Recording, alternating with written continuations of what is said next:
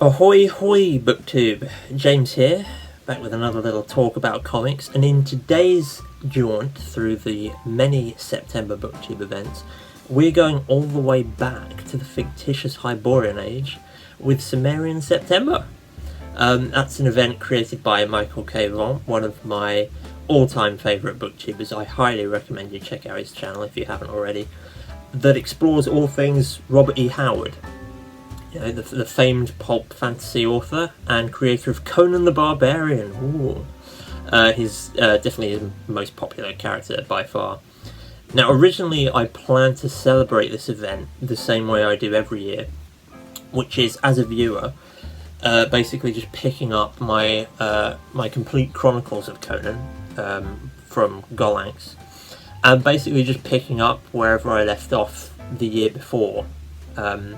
Going round and round through the stories, and when I get to the end, starting back at the beginning again. With the exception of one story, in my opinion, that I will touch on in a bit later, I find most of the stories sort of blend together. I wouldn't call them forgettable, because they've all got very good moments in each of them, but yeah, like I'll read the stories, and then the next year will come, and then it'll be a sort of vague memory of blood and swords and mysticism and sorcery and action and, you know, all that good Conan stuff. But that's fine for me, because that means that I can just enjoy them all anew, you know, all over again, you know. So it's a fun little thing I like to do every year, just cycling through them. Anyway, that was my plan, until I saw Steve Donahue's video for his plans for Cimmerian September. And it reminded me that Marvel actually released their own series of comics adapting the stories of Conan, so I thought I'd check that out, you know, since this is a comics channel. So I was going to read these comics on the Marvel Unlimited app, but for some stupid reason the app doesn't like people reissuing their subscriptions. It's a very buggy app, despite being a great resource for Marvel Comics. It's very sort of janky, and so I just couldn't get access to my account. Luckily though, trusty Internet Archive managed to save the day, which gave me access to at least the first 24 issues of the Conan line. So yeah, Marvel, from what I can tell, obtained the rights to Conan back in the 70s. Apparently they were in the market for adapting some literary characters into comic form, and the most popular suggestion that they got from fans was to adapt Conan the Barbarian.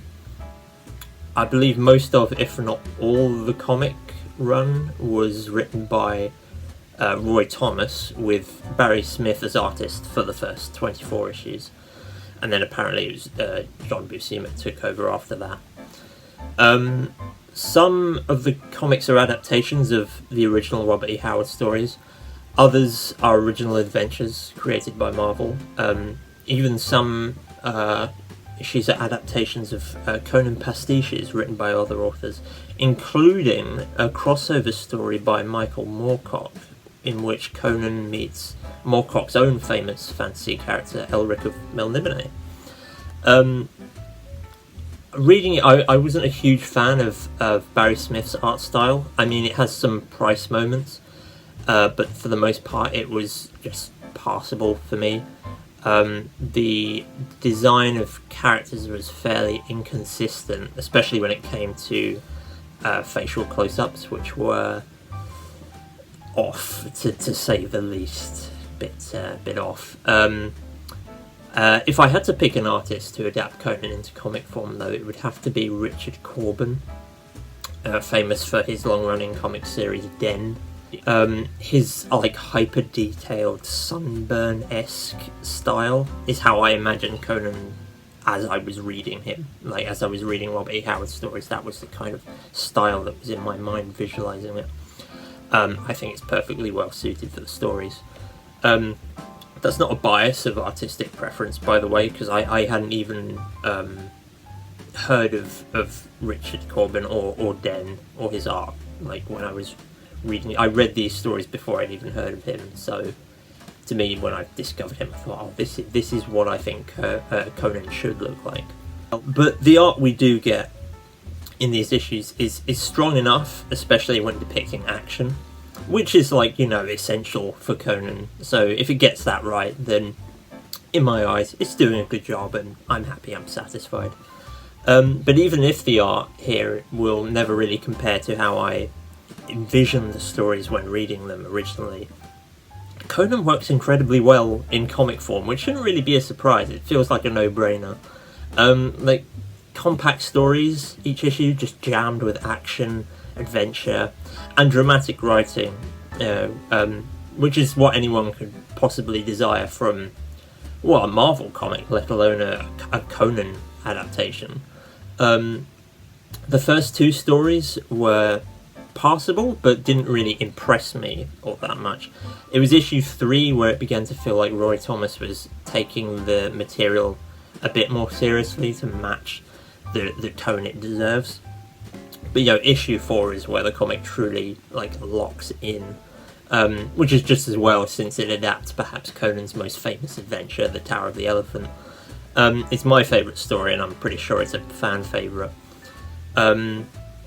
It's certainly the most memorable Conan story, at least for me, in which the barbarian encounters something he's never really faced before, and it's one of those rare times that the hero is like shaken and feels like really out of his depth, you know, metaphysically at least.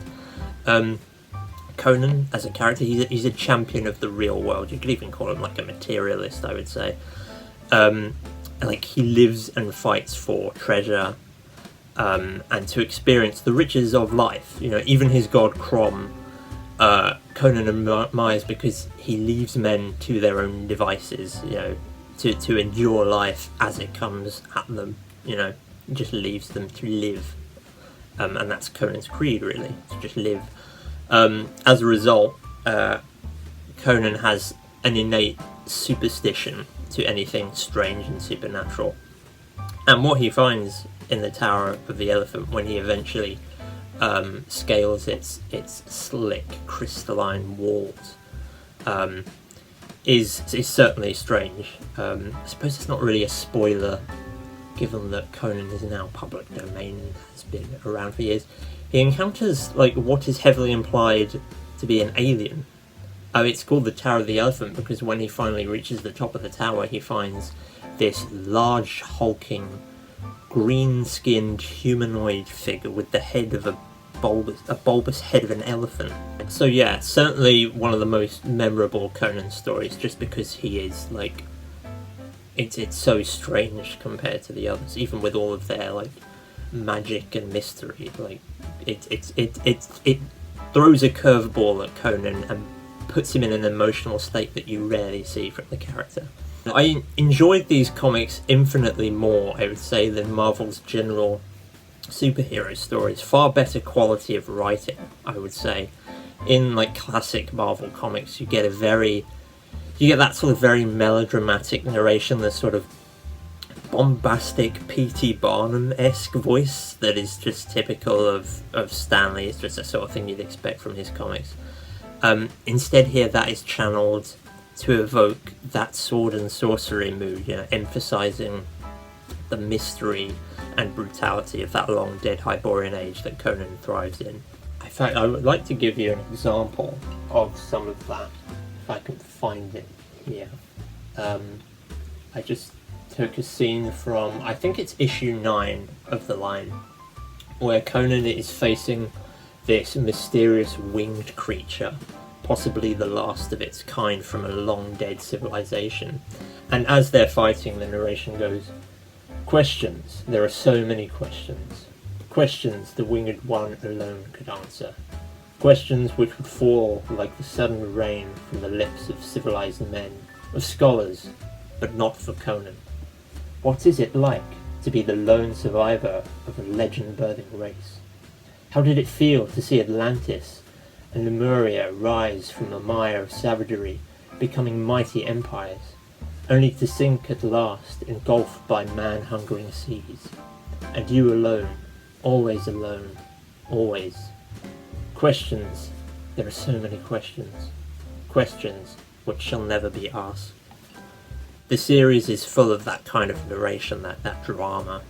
It's just, you know, everywhere in this series. There's also very good pacing. Not overwhelmed by the narration. In Marvel Comics, they're typically very didactic. Heroes are describing what they're doing as they're doing it. A lot of telling instead of showing.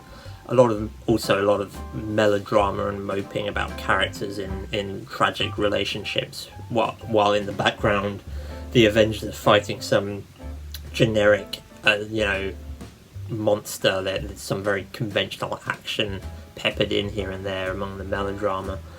Heroes fighting like, I don't know, some sort of nameless sentinel. You know, it can be quite repetitive. Like but instead the Conan comics are far more on point. You know, each issue is more or less a self-contained adventure. Rarely there are callbacks to previous issues, at least in the first 24. Lots of action, lots of adventure, basically what a Marvel comic should have, and what should be doing in the first place with their normal lineup of superheroes. In fact, we also get a lot more showing in these than the Marvel comics. There are a lot of silent panels, even, where the action just speaks for itself. There's one issue where Conan reunites with another character who used to be enemies with him, but then they fought side by side, and through, overcoming obstacles, they became friends. And that friend finds himself at the gallows, and Conan is racing against time to try and save him.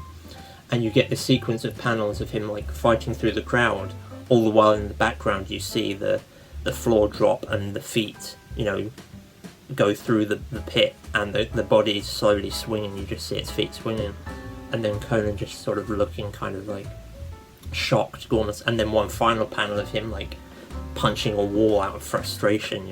It's that sort of visual storytelling that I really liked in these, that you don't really see much in the normal classic Marvel lineup. It made me wonder why these comics were so different compared to the normal lineup you expect from Marvel, like why the sudden jump in quality. And I was thinking, well, perhaps it's because they're working from a pre-made source, a pre-established text. They have a backlog of tried and tested material that they can draw from. They're good because the Robert E. Howard stories were good, I suppose. Kind of like in the early seasons of Game of Thrones, all the writers had to do was translate George R.R. Martin's novels. And it was only when they actually caught up with the author that the show quickly nosedived in quality. Perhaps it's also because they know that fan base is watching, and that they have a fan base to please. Conan had a massive fan base of readers at the time, and Marvel knew it. They knew that as they were making these comics and releasing them, that there were a lot of eyes watching with much scrutiny. And they knew that if the comic didn't do justice to the source material, that it would just completely bomb, I suppose.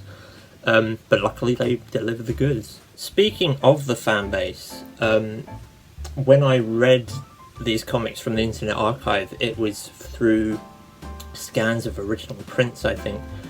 And from that, at least, you can see the newsletters that Marvel was publishing in their comics, which included the critical reception from the fan base. So you could see how people were reacting from to the series as it was being released. Not sure if that's something that you would find in, say, the omnibus that Marvel prints of Conan, and I highly doubt that you can view these on Marvel Unlimited. But it was just interesting to read them, and it's amazing that Marvel would willingly publish criticism of their own work and respond to it. Like, you certainly wouldn't see that today in today's like pop culture media, I would think. But it seems that even when these comics were first being published, readers had more or less the same opinion and reaction that I have had reading it. Like that these stories are like noticeably a touch above the writing and quality that you would typically expect from a Marvel comic. I think a lot of people were worried that they would reduce Conan to another like conventional hero, and they're pleased to see that Marvel has taken a more nuanced approach. Case in point, I actually have one here that was in response to Tower of the Elephant, which is just someone like listing things that they liked and disliked about it. So, dear Stan, Roy, Barry, Sal, Sam, I would like to make a few short criticisms of your comic. Sorry, I just had to snort, like, I feel like the comic book guy from The Simpsons reading this. 1. This was the best so far. 2. I like the idea of showing a chick on the cover, but not finding her inside. 3. The cover was at least different from the first 3. It seems to me that all Marvel Comics covers are not distinct enough. I always find myself checking the number to be sure that this is the latest issue. Maybe I'm blind, yet I know of other people who have stated the same problem. 4. I like the way the text was used to tell the story by the drunken page on page 5. By the drunken page on page 5, while the pictures followed Conan. Try to use more text, it gets one more involved in the story. So like, the guy telling the artists how to do their job. 5. Starting with page 4, you have a night scene which wasn't dark enough. More shadows could have been used. If it were not for the stars in the sky, it could have passed for day. I know I'm blind. 6. I would like to see what Barry Smith can do without the aid of an inker. 7. Please, whatever you do, do not make Conan another loudmouthed, egotistical superhero. See, that's what I was talking about. 8. I thought the story was weird, far out. Keep it up. 9. I think that Barry Smith is doing a real good job. I wasn't too sure when I first saw what he was doing, because I have read a few of the pocket books with those Frank Frazetta covers. I wanted to see Frazetta do Conan. In other words, I was brainwashed to begin with. I really like Barry Smith's style. I dig it. So yeah, like I said, it's... And a lot of them are like that. They show that same sentiment of, oh, I was worried, but no, you're doing a pretty good job, you know. Quite a lot of the letters say the same thing. Now, curiously enough, speaking of this sort of, I guess, preciousness around the Conan as a character and his identity, I saw in Michael K. Vaughnt's recent video about Conan as an intellectual property, he was worried about whether the reason Robert E. Howard isn't taken as seriously as like his contemporaries, say H.P. Lovecraft, is because of how adaptations of his work have influenced public perception of Conan as a character. Because while he was a pulp author, he was certainly a very good one. I haven't read much pulp, but when I do read Conan's stories, the skill is like clear as day to me. Like I'd say he even rivals a lot of contemporary fantasy authors. Like he could definitely, like, if he had lived long enough to publish more long form work, it would definitely sort of be up there among, you know, the people we still remember today. But the character proper is different. Definitely different from what we see in pop culture reincarnations or incarnations. Steve Donahue even makes a suggestion that the Conan that we see in these Marvel comics is better written than how Robert E. Howard ever wrote Conan. He thinks is more consistent, just more easy to engage with, and you know that might be true.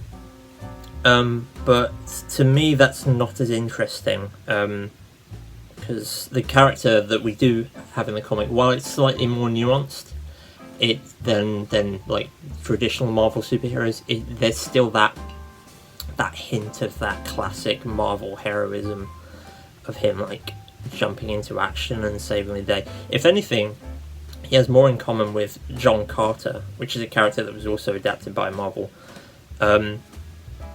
You know, if even in Edgar Rice Burroughs' original stories, if John Carter saw someone being mistreated or saw any kind of injustice, he would jump in there and start lopping off heads without a second thought, you know. Conan, on the other hand, he's a bit more stoic. He doesn't talk much. He's more cautious because, you know, he's a barbarian who has travelled far from his native homeland, his native tribe, and he's exploring this strange civilized world of politics and intrigue and mystery, magic and deception, you know.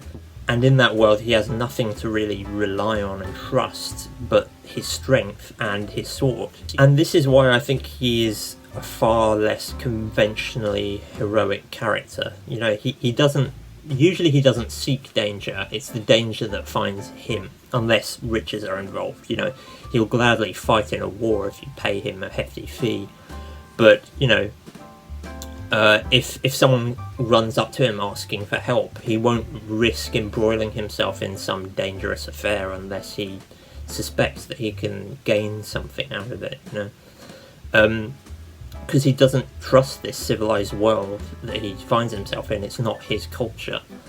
Which I think that aspect of Conan makes him a far more interesting and nuanced character that you see hints of in these Marvel comics, but it's not at the forefront of his character.